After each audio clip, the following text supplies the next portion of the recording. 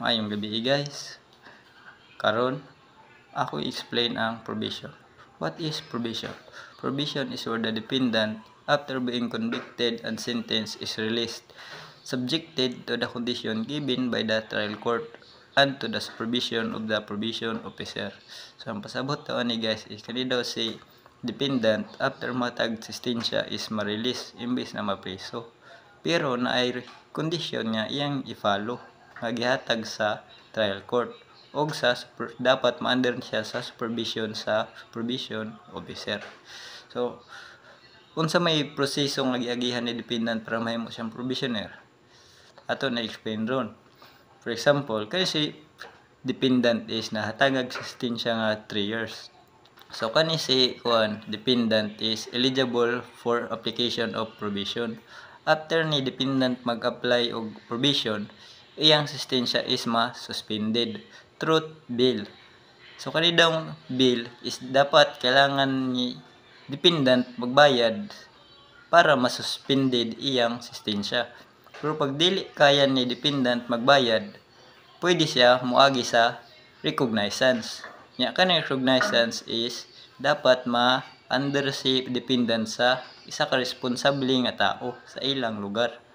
Ug after ma-under na ni dependent sa responsable nga tao, naa siya condition nga ipalo. Ug mao na ang butunga kung patawgon siya sa probation officer or sa trial court. Now, after na suspended na ang sistensya ni dependent, naay 10 days ang prosecutor para maghatag sa iyang comment. After maghatag og comment ng prosecutor within ato nga 10 days, kani si trial court maghatag na og referral order sa probation office. Kani si probation office magdelegate na siya sa magdelegate na siya og investigating officer para magkandak og PSI. Kaning PSI is mo na siya ang post sentence investigation. So kaning diri sa post sentence investigation is magather si investigating officer og mga information tungkol kay dependent ug angayan ba ni siya makadawat og provision o dili. Now after ni investigating officer buhat sa PSI, magpasa ni siya og PSIR sa trial court. Unya kaning si trial court is buhat sa iyang desisyon kung makadawat ba ni si dependent og provision o dili. Pagka ni si trial court is di mo sugot nga or dili ni angay hatagan or dili worthy si dependent mahatagan og provision, so mapugos ni si dependent og serve sa sentence sa presuhan. Pero og kani si trial court naka-decide nga angayan ni mahatagan og provision si dependent, kani si dependent mahimo na siya og statutory right. After mahimong statutory right ni si dependent o si trial court is hatag na og provision order. Kaning provision order is mao ni ang nag-grant kay dependent nga iserve niya iyang sentence sa gawas imbis na mapreso. Now sa kay ang sistensya man ni dependent is 3 years. 3 years naman. So ang iyang buhaton nga or ang sistensya niya sa community is lang 6 years, not exceeding 6 years. Tungod kay mo may nakabutang sa period of sentence. Nga ang nakasulat dito is kung ang sistensya nga nadawatan nimo is not more than 1 year, ang imong iserve sa community is not exceeding 2 years. Pero kay ang nadawatan man ni dependent is 3 years, ang nakabutang po dito sa period of sentence is kung ang sistensya nga nadawatan nimo is more than 1 year but not exceeding 6 years, ang iserve nimo sa community is not exceeding 6 years. Na after ni dependent mahimong provisioner, na siya duty nga or condition nga ipalo ug mao na ang report sa probation officer within 72 hours. Natay duha ka senaryo diri.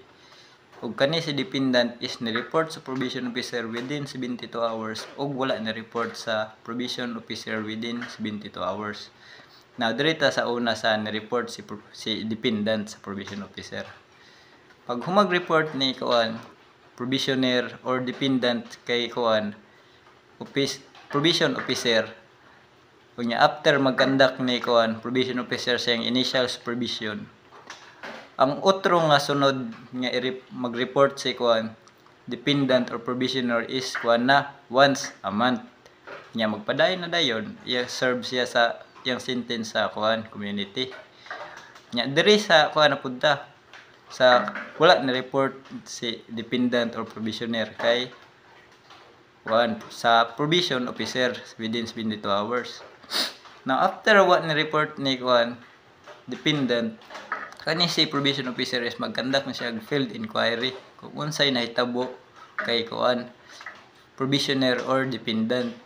Ug kung na-confirm ra ni kuan probation officer nga way nahitabo sa iya pero nitakas siya para likayan iyang mga kuan responsibility as a probationer, kani si kuan trial court is mag-issue ni siya og kuan warrant of arrest og dra na pangitaon og dakpon si kuan dependent or probationer.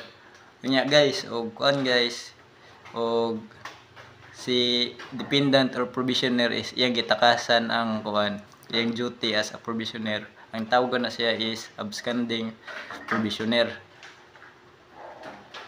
Unya ang tawag po dahil sa kuan guys, FYI or one notes is pag kani si dependent after niya mag-apply og kuan apply niya provision is ang tawag na siya is petitioner. Na after ni kuan dependent or petitioner madawat or mahatagag kuan permission ni trial court nga mahimo na siyang kuan probationer, tawag na ni kuan ni dependent is di na petitioner, probationer na kay granted naman siya or giatagan ng provision order ni trial court. So moro to guys. O di pa day guys, sa magiday guys. Og kani si kuan for example si kuan bike sa pinakasugod si dependent after niya magpasa og kuan application kunya gipatawag siya sa court pero wa nito nga ang tawag niya ana is absconding petitioner. So mo to guys. Sorry guys, tao ra ta. Good luck. Diri na punta sa violation of probation conditions. Kani diri guys is after na ni probationer gi-violate ang condition nga gihatag sa trial court. After gi-violate ni probationer ang mga condition, na ay informant nga ma-report sa probation office. Nya kani si probation office dayon is ilang i-inform ang supervising probation officer or SPO. Nya kani din si SPO is mag-conduct siya fact finding kung unsa ka tinuod ang mga report tungkol kay probationer or absconding probationer na kay iya man gi-violate ang mga condition. Now after mag-conduct ni SPO og fact finding, magkuan ni siya, prepare ni siya og violation report nga dapat gi-review o gi-approve sa CPPO. Now after niya gipasa ng violation report niya, kani si trial court is mag-issue og warrant of arrest. Nya after nga madakpan ni absconding probationer is nay mahitabo nga summary hearing. Kani diri sa summary hearing is si absconding probationer na siya ay right para ma-counsel or right to counsel. Ug na pud siya right to be informed sa iyang mga sala nga gipangbuhat. Og pud siya na pud siya right to post a bill kung ever man nga pwede or naa. Now after sa summary hearing, kani si trial court is mag-decide kung continuation ba or magpadayon ba sa iyang probation sentence or sa revocation nga ipadayon niya ang sentence sa prisuhan dili na sa community or modification man nga otrohon ang mga kondisyon nga gihatag kay probationer. So when man ang trial court maka modification sa mga kondisyon whenever na nga gusto sa trial court or sa kung ang ang provisioner mag-issue or ang provisioner o probation officer ang mag-issue og modification sa mga kondisyon nga gihatag kay provisioner. So mao to guys. Dire na punta sa termination of probation. Now, after ni probation officer maghatag sa iyang final report or termination report sa trial court, dapat niya ni ipasa sa wala pa nahuman or wala pa na expire or expiration date sa probation ni provisioner. Kanya sa bagong balaod ron is dapat 5 days before expiration's probation. Pero tong sa old days pa, dapat 30 days.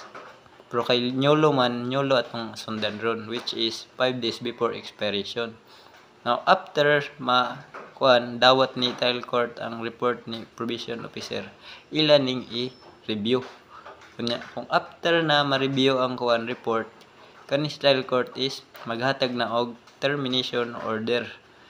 Unsa may mahitabo kay provisional kung makadawat ng termination order, ang mahitabuan na is kadtong mga civil rights and mga political rights nga nasuspended or nawala kay provisioner is ma-restore na or makuha niya otro. Nya din siya matawag nga provisioner.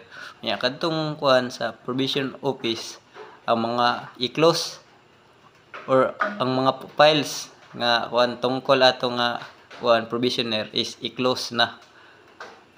Unya ang uban is i-keep nila for record process. Moro to guys. Salamat pabinaw.